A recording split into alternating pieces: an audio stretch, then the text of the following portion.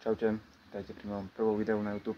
Dlhšie som už rozmýšľal, že by som začal točiť na YouTube. No vždycky som si dal výhovorku, že mám zlú kameru, nekvalitný fotoaparát, nekvalitný mobil. Aj sa hamím rozprávať na kameru, takže vždycky som si to iba odkladal. Si povedal, že možno raz, ale rozhodol sa, že začnem točiť teraz, aj keď nemám kvalitný foťák.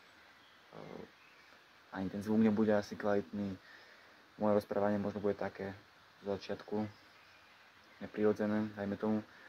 Ale rozhodol som sa, že začnem točiť a časom sa postupne to skvalitniť, či už ten kvalitu obrazu, zvuk a všetko okolo toho. No, prečo som sa vlastne rozhodol začať točiť na YouTube? Tak hlavný dôvod je to, že chcem vlastne doniesť možno nejaký ten nový nádych do fitness scény, do fitness prostredia, do prostredia zdravého životného štýlu. Pretože neúplne sa stotožňujem s trendom, ktorý teraz ide na sociálnych sieťach. Čiže s výnimkami samozrejme je tu veľa tvorcov, ktorí tvoria plnohodnotný obsah na sieťach. Ale je tu veľa takýchto influencerov alebo proste ľudí, ktorí tvoria na sociálne siete, ktorí nevyužívajú podľa mňa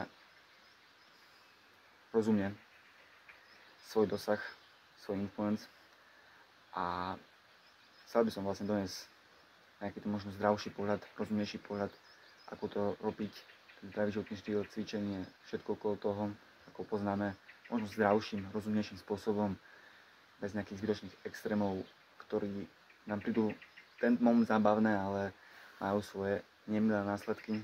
Takže asi tak nejako by som zhodnotil, prečo chcem začať tvoriť na siete, na YouTube konkrétne teraz, a verím, že sa vám to bude páčiť.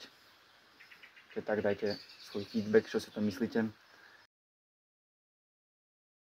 A to je asi tak všetko k tomu môjmu úvodnému videjku.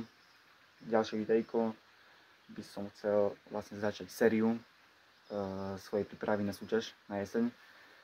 A tam vlastne by som v tejto sérii chcel popisovať všetko z tréningov, stravy, suplementácie.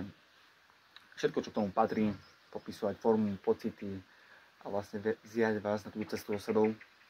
Dúfam, že sa to bude páčiť, že to budete sledovať a vidíme sa pri ďalšom videu.